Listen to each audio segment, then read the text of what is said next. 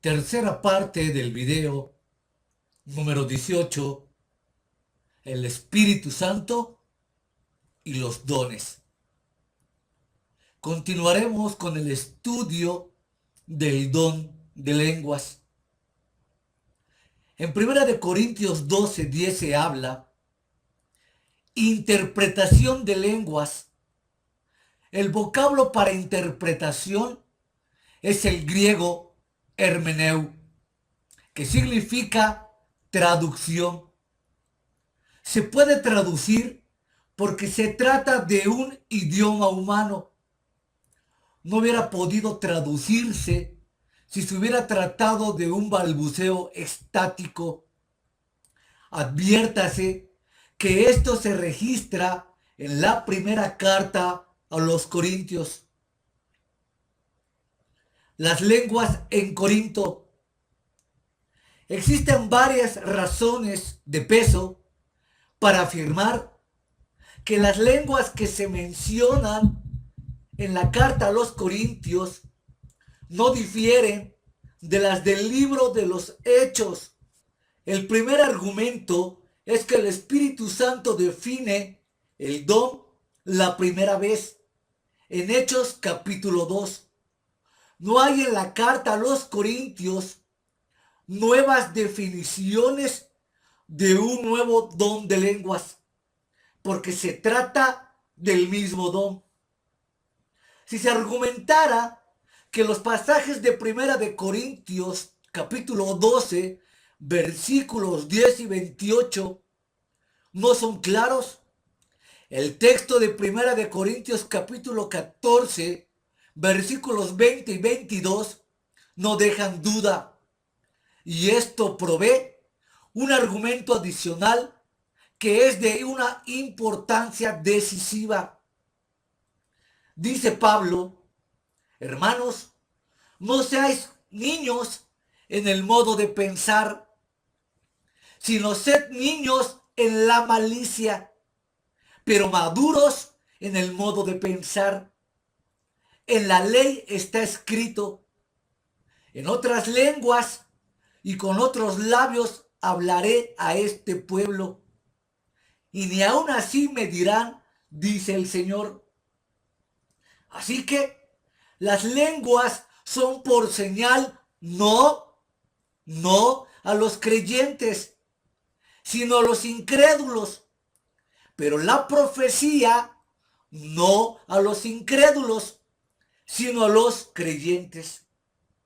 El pasaje de Isaías, el profeta, en el capítulo 28, versículos 11, profetiza la destrucción de Jerusalén.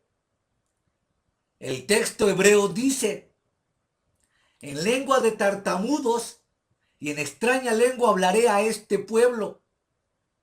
Isaías 28:11. Fin de la cita. Y hago un paréntesis. Siempre me aplico esta cita personalmente porque a la hora de la prédica y del estudio tartamudeo mucho y me equivoco más. Y por eso siempre me aplico este versículo donde dice en lengua de tartamudos. Porque al no ser un gran orador, al no ser un gran elocuente, intento en mis deficiencias predicar el evangelio. El vocablo tartamudo del hebreo laag significa un idioma bárbaro, es decir, extranjero. El contexto habla de juicio sobre Israel mediante una nación que hablaría en un idioma extranjero a sus oídos. Esta profecía se refiere evidentemente a los asirios, que hablaban esa lengua extraña y que más tarde invadirían Israel. No hay duda que se trata de idiomas extranjeros. El Gran Translation de guía de Paul Fries habla acerca de Corintios que esa expresión es sinónima de la que se dice en otros labios. Dios Está diciendo a Israel que ellos no han querido escucharle cuando les ha hablado en su lengua materna. Entonces Dios les hablará en juicio por otras bocas y en un idioma extranjero. Esto ocurrió con la invasión de los asirios en el año 721 a.C. Aún así, Israel no se arrepintió, lo que estaba previsto por la profecía. Lo que es fundamental es que aquí, en 1 capítulo 14, versículo 21, el vocablo lenguas se refiere a Isaías capítulo 28, versículo 11. Y allí no hay duda que se refiere a un idioma extranjero.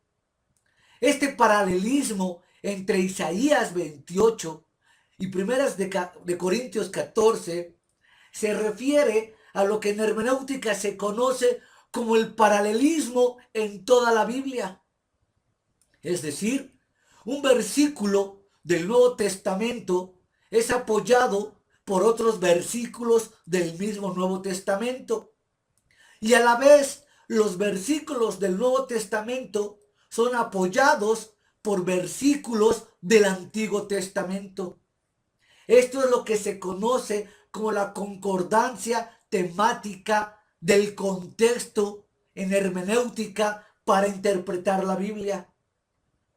Para no poder sacar cualquier versículo del contexto y ponerlo por pretexto. No se puede tomar un solo versículo de la Biblia y en base a ese versículo construir todo un sistema de teología, todo un sistema de doctrina, porque seguramente estará sacado fuera del contexto, en la pericopa del mismo texto, fuera de un contexto histórico, fuera de un contexto lingüístico, y de esta manera se inventan doctrinas, se inventan teologías, se inventan estudios que no pertenecen a la escritura. Un ejemplo de ello tenemos la oración de Jabes. En la oración de Jabes, que es una maravillosa oración, de ahí se ha pretendido tener la base de la teología de la prosperidad. Pero nos damos cuenta que la mal llamada teología de la prosperidad no está respaldada ni en el Antiguo ni en el Nuevo Testamento. Y en base a un solo versículo se tuerce, se malinterpreta y se construyen teologías inventadas solamente en la fantasía mentales de quienes las promueven. Se señala que los judíos no escuchaban la lección de Jehová el Señor cuando se la comunicaba en el hebreo elemental. La aprenderían del habla extranjera de los asirios invasores. En ese sentido, el mensaje de Dios emitido en un idioma no familiar fue una señal para el incrédulo, un signo del juicio justo y divino. En esto, la glosalía se distingue de la profecía, porque ésta produce creyentes. Algunos dones cesarían. Y aquí habría que quedar bien claro lo que dice la Escritura. En 1 Corintios capítulo 13, versículo 8, leemos: el amor nunca deja de ser, pero las profecías se acabarán y cesarán las lenguas y la ciencia acabará.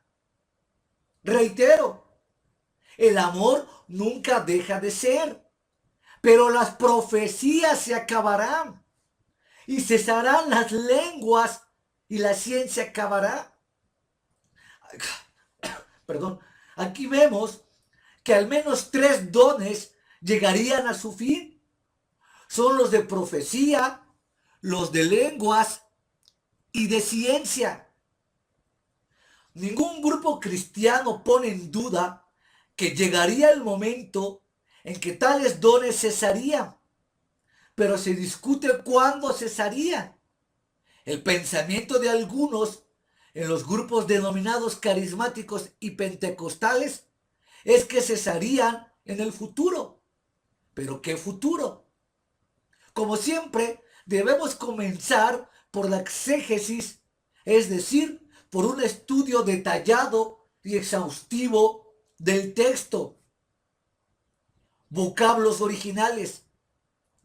En el texto griego se utiliza para referirse a la cesación de las lenguas, un verbo diferente al que se utiliza para el cese de los otros dos dones. Estos verbos son, número uno, el vocablo griego catargeo. Se aplica a los dones de profecía y de ciencia. El verbo catargeo significa cesar en el sentido de ser hecho inoperante. El segundo verbo griego es el griego pao. Aquí, este verbo se utiliza para decir que las lenguas cesarían. Esto significa se detendrían.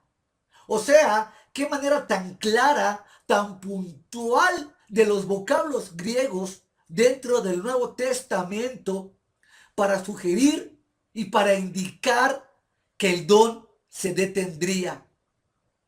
A la luz de estos dos vocablos griegos, está clarísimo que esos dones se detendrían. Entonces, algo muy raro está pasando en todas las congregaciones modernas. Algo muy misterioso y oculto se ha infiltrado como aparente don de lenguas en todas las congregaciones. Las formas verbales también son distintas a las formas verbales utilizadas para ambos casos. Número uno, la voz pasiva. Catargeo aparece en esta voz pasiva del griego. La voz pasiva indica que el sujeto de la frase recibe la acción indicada por el verbo. En el caso de la profecía y de la ciencia o del conocimiento, algo actuaría sobre ellos para hacerlos terminar. Esto aparece en el versículo 9 y 10. Porque en parte conocemos y en parte profetizamos.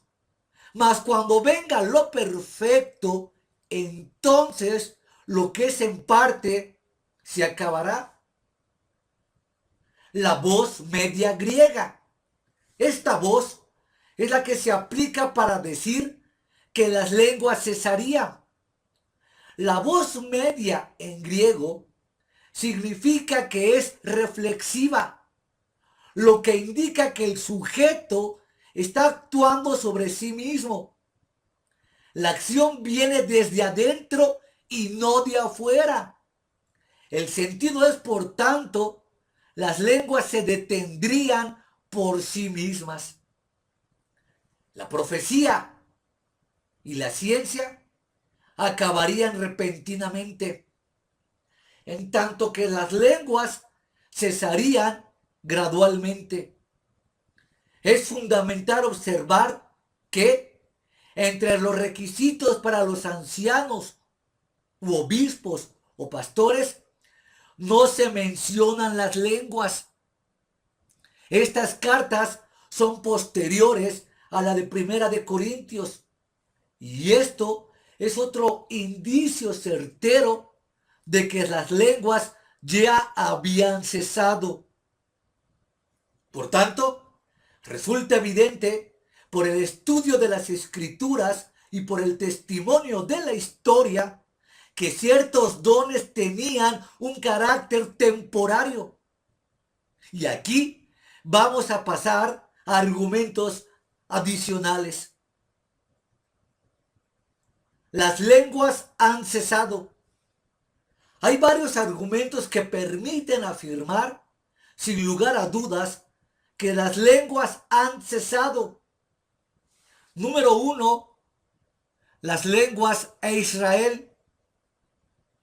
Históricamente, las lenguas fueron primeramente una señal judicial contra la incredulidad de Israel como nación, que consistió en que Dios les habló en las lenguas de los lugares en que fueron esparcidos.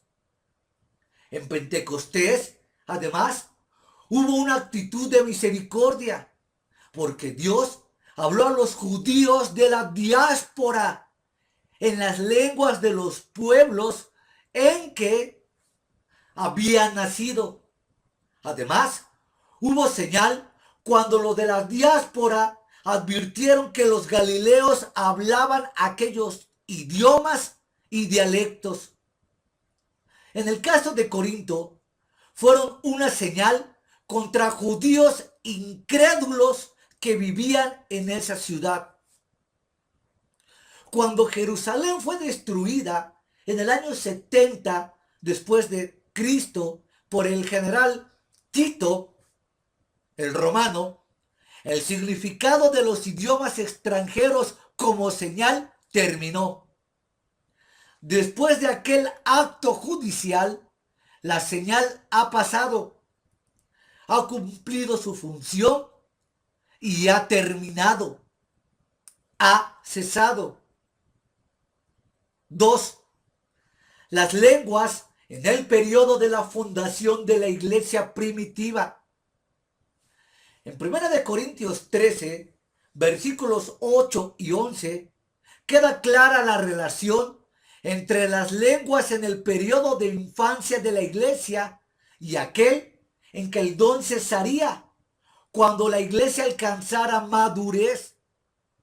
Se señala que por lo tanto la infancia de la iglesia terminó cuando existió la existencia de Israel como nación. Entonces no hubo ya más ninguna necesidad de una señal para ser auténtico a la incipiente iglesia, ni tampoco una señal contra la moribunda nación de Israel. El don de lenguas fue necesario temporariamente, durante el periodo en que la iglesia no tenía el Nuevo Testamento en forma escrita, sino oral. 3. La autenticación de Cristo y de sus apóstoles. Este fue uno de los mayores propósitos del don de lenguas y de otros dones milagrosos, a saber, hacer auténtico la mesianidad de Cristo y que sus apóstoles eran los mensajeros de la nueva era. El Nuevo Testamento no dice que el mismo Señor hablaba en lenguas, pero sí hace referencia a otros dones milagrosos. 4. Un argumento doctrinal y lingüístico. El argumento de que el fenómeno mencionado en 1 Corintios capítulo 12 tenía las mismas características que el del libro de los Hechos se apoya en varias razones. Número 1, las frases en el griego son casi idénticas. Número 2, el sustantivo glosa indica el órgano de la boca o un lenguaje. El verbo que se traduce como interpretación de lenguas significa en el original traducción de idiomas. 3. Todo el énfasis de 1 Corintios capítulo 14 está orientado a desalentar el culto a lo ininteligible, a la cosa estática, como cosa de niños. El Dios de la Biblia es un Dios racional y no se deleita en lo irracional. No se deleita en malestares mentales, en deficiencias intelectuales, en locuras producidas por todo aquel que intenta armar todo un show, todo un circo en la cuestión de las lenguas. 4. El Espíritu Santo define el don de Hechos capítulo 2 y no aparece otra caracterización porque no existe otro don con el mismo nombre de lenguas. Si el don era de naturaleza lingüística, se entiende mejor por qué Pablo lo puso al final de la lista y por qué ni se menciona en las otras 3 listas. Se destaca que no hay base escritural para establecer una distinción entre las lenguas de Hechos 2 y de Corintios, aunque pudiera haber existido. Si la doctrina de las lenguas tuviera la importancia que hoy se le pretende asignar, y si las lenguas del libro de los Hechos hubieran sido una cosa aparte de las lenguas de Corinto, el Espíritu Santo hubiera dejado claramente establecido la supuesta diferencia y las implicaciones que hubiera tenido para la iglesia de todos los tiempos. Hubieran sido incluidas como requisitos para los ancianos. Además, hubiéramos encontrado frecuentes menciones de lenguas y de su supuesto significado en las cartas apostólicas. La primera carta a los Corintios fue escrita en el año 54 y el libro de los Hechos en el año 63. Si hubiera habido otro don distinto, Lucas lo hubiera aclarado, porque él escribe después de Pablo. Aclaro también que si las lenguas fueran importantes, como hoy te lo hacen creer, una segunda bendición, una segunda frescura del Espíritu Santo, en el libro de Apocalipsis, cuando Jesús habla a las iglesias de Éfeso, de Sardis, de la Odisea, de Pérgamo, de Teatira, cuando habla a las 7 iglesias de Apocalipsis, Jesús les hubiera recriminado por no haber estado actualizando o hablando el don de lenguas. Y no hay ninguna reprensión, como ninguna exhortación a que se siga manteniendo vivo ese don.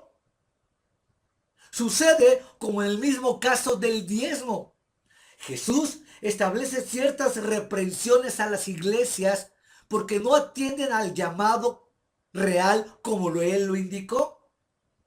Pero vemos que esas reprensiones no aparecen en el texto acerca del diezmo. Jesús nunca recrimina a ninguna iglesia acerca de que no han diezmado. Y esto es claro porque el diezmo no se practicaba en la iglesia primitiva como ahora también te lo pretenden hacer creer. Hay quien afirma que todo aquel que no diezme es un verdadero candidato al infierno eterno. Esta, por supuesto, es una verdadera locura y una verdadera hechicería. No hay ningún texto en la Biblia que afirme que porque no diezmas te vas a ir al infierno. Esto es como siempre tratar de manipularte, tratar de asustarte, tratar de chantajearte por mentes enfermas y delirantes que al ya no obtener el recurso del dinero por la buena, recurren a todo tipo de tranzas y chantajes para robarte tu dinero. Y lo hablo de esta manera porque sucede lo mismo con el don de lenguas. Como las lenguas, como hemos estado analizando, no pertenecen al texto bíblico, ellos se pretenden tomar la bandera del don de lenguas para empezar a crear un ambiente atmósfero, un ambiente espiritual, y después terminan recogiendo ofrendas, votos, promesas, pactos, en una palabra, despluman a todo el incauto dentro de las iglesias. Pero como esto no se puede hacer generalmente de una manera fría, provocan todo un ambiente de éxtasis y en la locura, en la emoción, en el suprimiento del pensamiento del congregante, pues es fácil después sacarles el dinero. Así, pasamos a una refutación congruente. Se destaca también que se puede afirmar que la habilidad mencionada en 1 Corintios 12:10 es la capacidad de hablar idiomas extranjeros sin haberlos estudiado. Es decir, la misma que se describe en Hechos capítulo 2, versículos del 4 al 11, que era la de hablar diferentes clases de idiomas extranjeros. Se dice que en Pentecostés los discípulos hablaban a los hombres, pero que en Corinto se hablaba a Dios. La respuesta es que en Corinto, aunque el hablar en lenguas era Dios, era también un hablar a los hombres, cuando se hablaba en la asamblea a través de un traductor o de un intérprete. Esto está claramente dicho en la carta. Se argumenta que en Pentecostés las lenguas eran una señal a creyentes, mientras que en Corinto lo eran a los incrédulos. La réplica a esa argumentación es que en Pentecostés, cuando el pueblo escuchó las lenguas, había incrédulos. Fue solamente cuando oyeron el mensaje de Pedro que muchos de ellos creyeron. Se dice que en Pentecostés los incrédulos quedaron atónitos y maravillados. Pero en Corinto los incrédulos pensaron que los cristianos estaban locos. Aquí la respuesta reside en que en Hechos 2 los incrédulos estaban también confusos, quedaron perplejos y algunos pensaron que los creyentes estaban borrachos y se burlaron de ellos. Y aquí tendré que hacer otro paréntesis. Los falsos profetas se toman de que estaban borrachos para introducir para introducir falsamente la borrachera espiritual o la risa santa. La risa santa, que es un verdadero caos teológico que ha invadido todas las iglesias modernas. La borrachera espiritual, donde supuestamente todos son llenos del poder del Espíritu Santo y se comportan como verdaderos borrachos. Es decir, sin control de la mente, sin control de los actos, sin control de la voluntad, y pasan a ser verdaderos circos religiosos, donde cada quien hace las locuras más extravagantes que aún se pudiese imaginar. La red, internet, está lleno de este tipo de ejemplos, de verdaderas orgías espirituales que nada tienen que ver con la Biblia, nada tienen que ver con la palabra, están llenos de mosto. Vuelvo a repetir que esta profanación carismática, que esta profanación pentecostal, le atribuye al Espíritu Santo hechos que Él no hace. Y al momento en que tú ves todo ese tipo de circo demoníaco, todas esas caricaturas eclesiásticas, se está ofendiendo de una manera brutal, de una manera sin máscaras religiosas al Espíritu Santo. Se está pisoteando, se está profanando la dignidad del Espíritu Santo al atribuirle todo ese tipo de escenas grotescas, de escenas aberrantes. Como una mente sensata, como una mente apegada a las Escrituras, como una mente llena del Espíritu de Dios, puede atribuir esas demencias y locuras a la labor y al ministerio del Espíritu de Dios. Si tú analizas con atención todos esos videos, se ve claramente que, reitero, algo está sucediendo de una manera muy dramática. De tal forma que es importante dejar las cosas claro, porque este movimiento apostólico, este movimiento profético, este movimiento carismático, este movimiento pentecostal, este movimiento ecuménico, no procede de Dios, no procede del Espíritu Santo. Pretenden engañarte, pretenden hacerte creer y recurren a todo tipo de artimañas, a todo tipo de falsificaciones, a todo tipo de trucos, a todo tipo de mitos, para que se dé y se eleve ese tipo de movimientos profanos al nivel de la Biblia. Y un recurso poderoso que les ha servido es la falsa música cristiana. En los congresos musicales tú puedes ver todo este tipo de profanaciones. Y la música ha sido un instrumento hábilmente diseñado para terminar de quitar la barrera que existe entre protestantes y católicos. Así, los cantos entre paréntesis evangélicos ya son cantados y entonados en la Iglesia Católica Romana. Porque se quiere despejar el yugo de separación, atribuyéndole al Espíritu Santo el don de lenguas mezclado en ambas religiones, si se podría expresar de esa forma.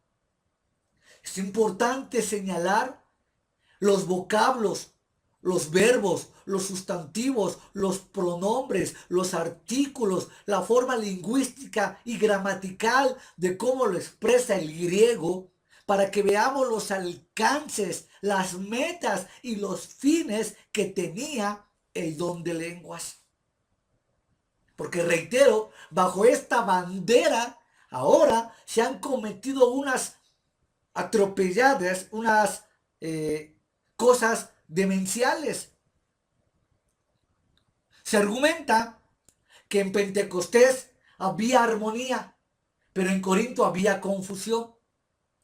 La réplica consiste en que este contraste no debe ser exageradamente como para que implique una diferencia en la naturaleza de los idiomas. Solo revela la conducta general y desordenada de los corintios, según se ve en el espíritu partidista y en su obrar reprensible en la obra del Señor, en la cena del Señor. Se concluye que esta argumentación no constituye una prueba que existiera una diferencia genuina de la naturaleza de las lenguas. La referencia concreta con esa relación a la naturaleza en la iglesia primitiva debe ser encontrada en los únicos ejemplos escriturales claros que tenemos. Y solamente en la escritura vamos a encontrar esos ejemplos. No podríamos acudir a las experiencias personales. No podríamos recurrir a los elementos subjetivos.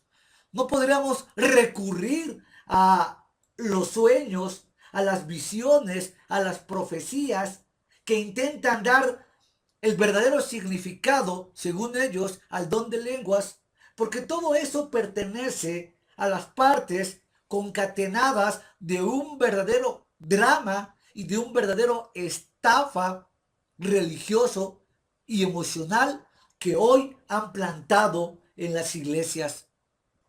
Pablo rechaza en 1 Corintios 14, 13, 15 todo lo que no fuera entendible. No parece aceptable llamar don a algo proveniendo de Dios. Pudiera ser que la gente perdiera el control de sus facultades intelectuales. Pablo enseña claramente que no hay edificación para algunos a menos que el significado de lo que se hable sea entendido. En Hechos 10:10 se lee: y tuvo gran hambre y quiso comer, pero mientras le preparaban algo, le sobrevino un éxtasis. El vocablo castellano éxtasis proviene del griego éxtasis, que en algunos casos expresa simplemente un asombro y que denota estar en un trance, pero siempre en conexión con visiones divinas. La palabra original designa la reacción de un hombre ante un acontecimiento maravilloso de origen divino. En esos casos, la persona veía desvanecida la conciencia de sí mismo y de sus circunstancias naturales, y el alma quedaba sensible a la visión impartida por Dios. La mente quedaba por un momento fuera de sí misma cuando los sentidos quedaban suspendidos y Dios revelaba algo de una manera peculiar. Es fundamental aclarar que en los casos que narra el libro de los Hechos, un hombre está fuera de sí, en un sentido positivo y pleno, y esto se comprueba por el hecho fundamental de que puede recibir mensajes divinos. Estos mensajes son claros y comprensibles. Pedro recibió con estado de éxtasis la visión que abrió la puerta del evangelio a los gentiles. Pablo también en éxtasis narra que años atrás, mientras oraba, vio la visión que le indicaba que debería evangelizar las provincias del imperio, cosa que después se cumplió. Pero la visión fundamental de Cristo que Pablo recibiera en Damasco no aparece en conexión con ninguna experiencia extática. Y aunque el vocablo de la éxtasis que acabo de explicar habla del poder sobrenatural cuando Dios toma a una persona, aquí no hay motivo para rebasar los límites de esa experiencia.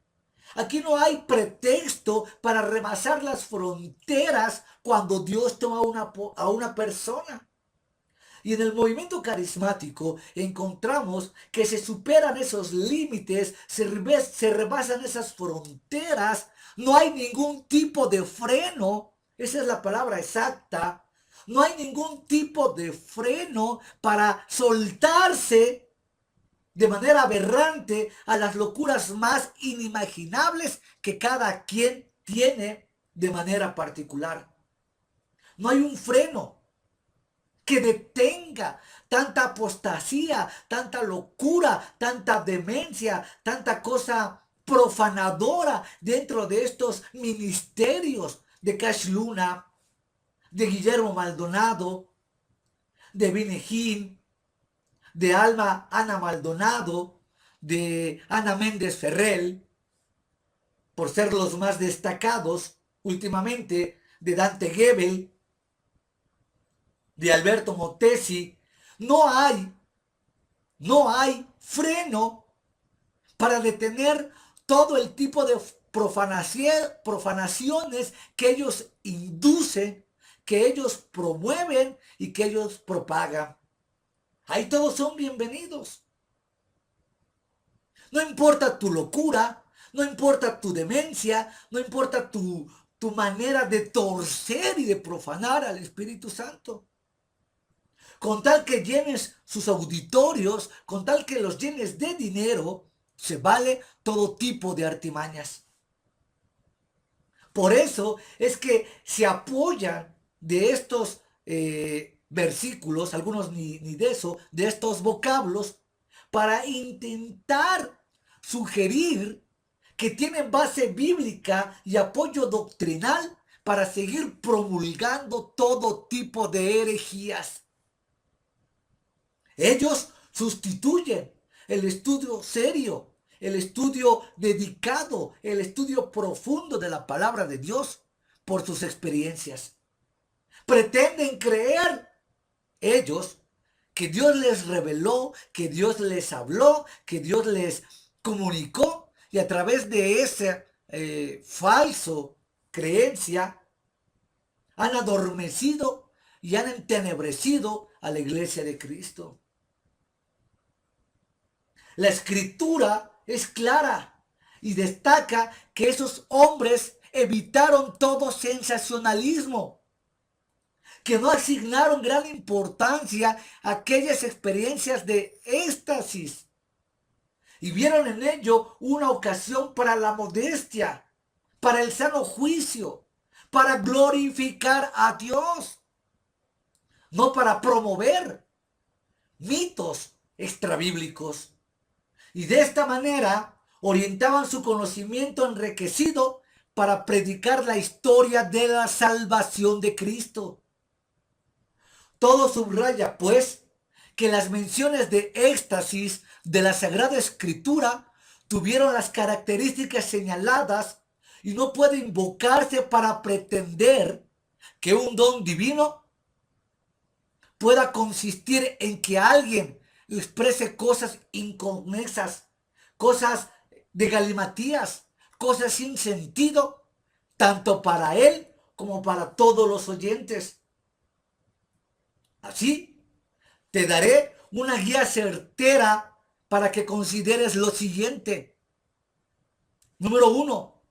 El concepto fundamental de lenguas aparece en el pasaje central de Hechos 2.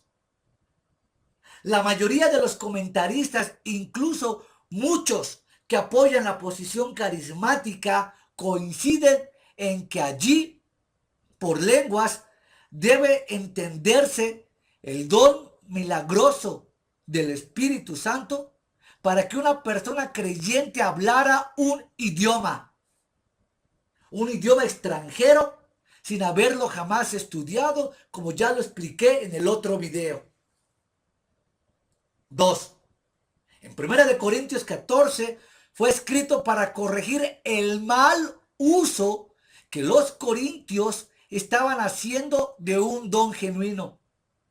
Se trata de un capítulo que más bien enseña cómo no debes hablar en lenguas.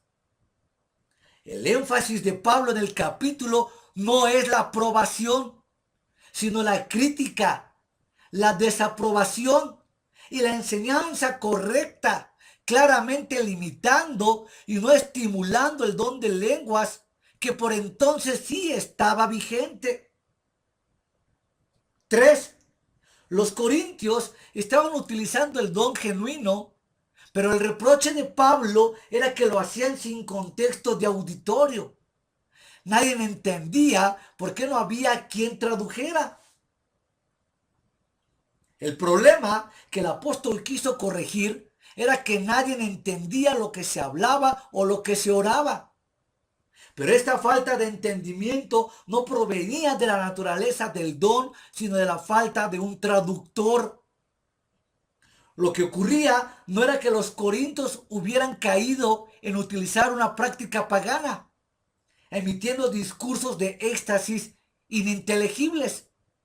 Lo que ocurría era que nadie podía entender por qué se hablaba en idiomas extranjeros desconocidos para el auditorio sin que nadie tradujera.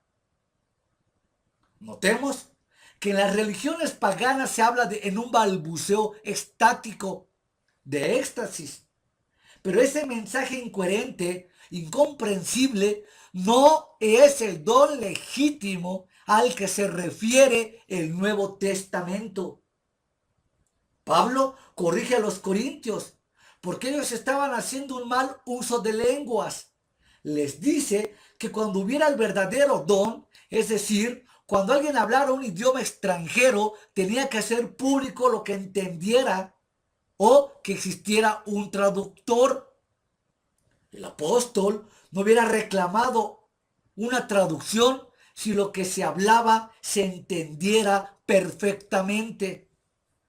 En Corinto hubiera consistido en un hablar de éxtasis incoherente e incomprensible. Pablo insiste en que lo incomprensible no edifica Y esto, como ha venido diciendo, no constituye una aprobación de la práctica de los corintios. Esto es una condenación de esa práctica de ejercer un don genuino, pero que resultara nada inteligible, que no edifica. Pablo no presenta en 1 Corintios 12 al 14 una lista de exhortación o de estímulos para hablar en lenguas, sino una larga enumeración de restricciones, a saber, por una parte, las lenguas deben ser reconocidas como un don inferior. En Corintios 12 viene junto con el don de interpretación al final de la lista.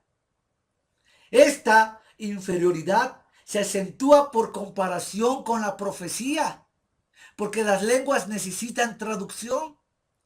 Las lenguas, si no son traducidas, no edifican. Por otra parte, Pablo no apoya el uso de lenguas para la autoedificación. Esto restringe su uso. No fue dado este don con este propósito egoísta y carnal. Tampoco fue dado para comunicar con Dios, ni le fue un propósito principal en la evangelización. Tampoco para edificar la iglesia. Tampoco para lo que hoy te dicen que el hablar de lenguas es un refrigerio espiritual. Es un reposo del Señor. Es un reposo del Espíritu Santo. No hay ningún versículo bíblico que apoye estas afirmaciones. El hablar en lenguas no es un reposo espiritual. El hablar en lenguas no es un refrigerio del Señor. El hablar en lenguas no es un estado de éxtasis donde te toma el Espíritu Santo y hablas todo tipo de galimatías. El Nuevo Testamento nunca afirma tal cosa. En 1 Corintios 13:13 dice que Pablo está hablando de los dones que cesan. Enseguida dice, y ahora permanecen la fe, la esperanza y el amor. Estos tres dones permanecen. El amor es el mayor, probablemente porque es el más útil y porque surge de la naturaleza de Dios. El adverbio ahora no es temporal, sino lógico.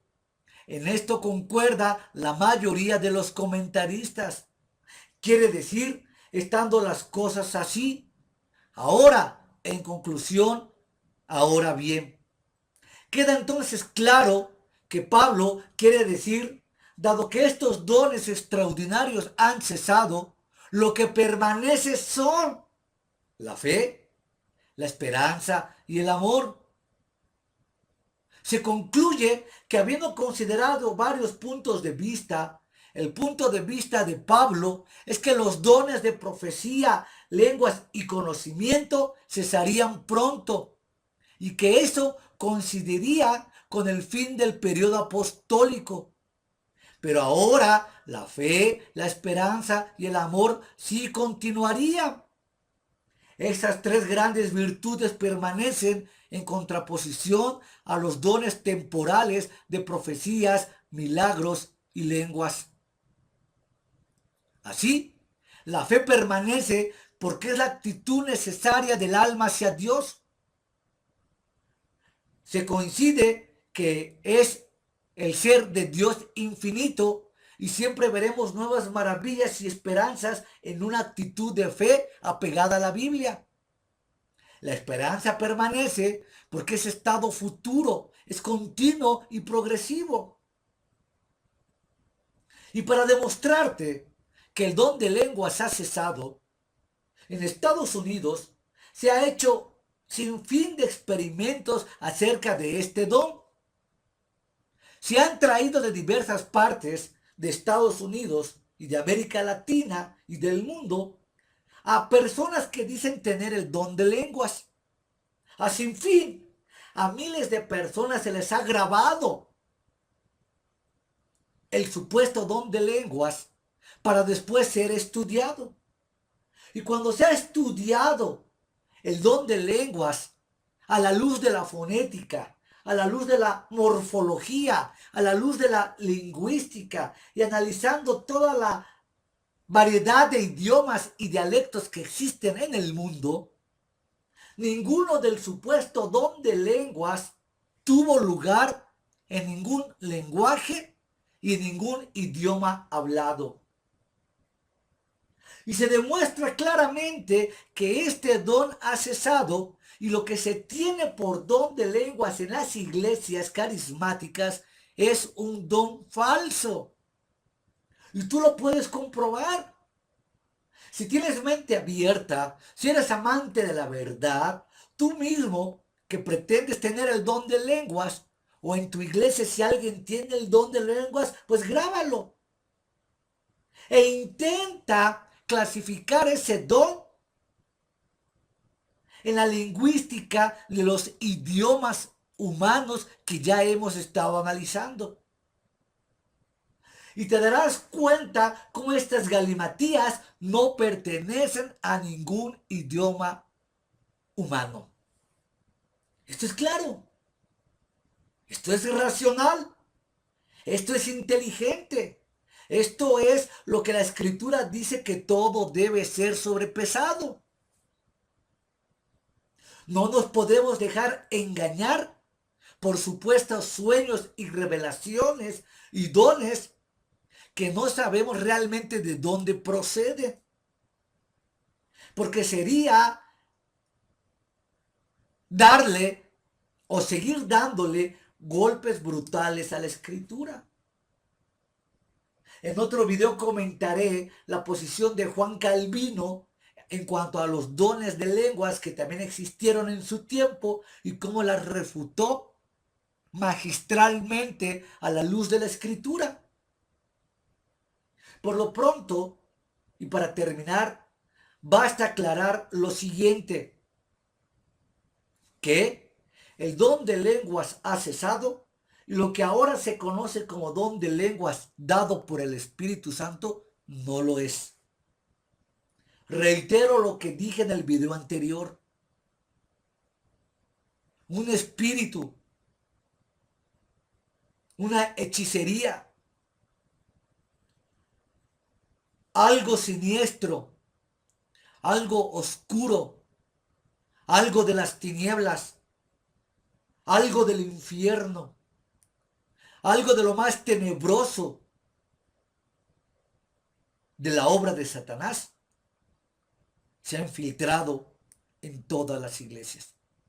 Porque si el don de lenguas no es del Espíritu Santo, si el don de lenguas no es del Espíritu de Dios, si el don de lenguas no viene avalado en la Escritura, quiere decir necesariamente que tiene otro origen, que tiene otro método, que tiene otro propósito y que tiene otro destino. Necesariamente, al no ser el don de Cristo, al no ser el don del Espíritu Santo, tiene otro dueño, tiene otro Señor y tiene otro origen y otra meta final. Por eso, vuelvo a reiterar por enésima vez, por millonésima vez, la importancia crucial y radical de atender con una urgencia inmediata al texto bíblico. Los vocablos que hemos señalado del griego en la forma sustantiva, en la forma del verbo, en la voz media, en la voz pasiva, indica claramente que estos dones han cesado. Solamente un ciego, solamente un verdadero delincuente ministerial, solamente un espíritu de seducción profundo podría haber velado la mente y los sentidos de un pastor para avalar, apoyar y promulgar y promover este tipo de herejías. Por eso reitero, la seducción de la cristiandad ha venido de otro espíritu. La enseñanza, la práctica del don de lenguas no es del Espíritu Santo. Cabría bien que te preguntaras entonces de qué tipo de espíritu es, cuál es su origen, de dónde viene, qué está sucediendo en las iglesias modernas y cuál es el objetivo final de este supuesto don de lenguas. Esto lo analizaré en el último video del apartado 18, que se tuvo que descomponer en 4 fracciones debido a su complejidad y su extensión. Pero los videos 18.1, 18.2, 18.3 y 18.4 forman parte del mismo tema. Damos gracias a Dios por la escritura. Damos gracias a Dios por su palabra. Damos gracias a Dios por la revelación bíblica que no nos deja ciegos, no nos deja tontos y no nos deja a merced de falsos pastores fraudulentos y de falsos apóstoles, de falsos profetas y de falsos, nombre usted los títulos que quiera. Tenemos una guía, tenemos un mapa, tenemos un faro, tenemos una espada, tenemos un arma poderosa para combatir la herejía. Y se llama la palabra de Dios, la cual actúa poderosamente en nosotros, los creyentes.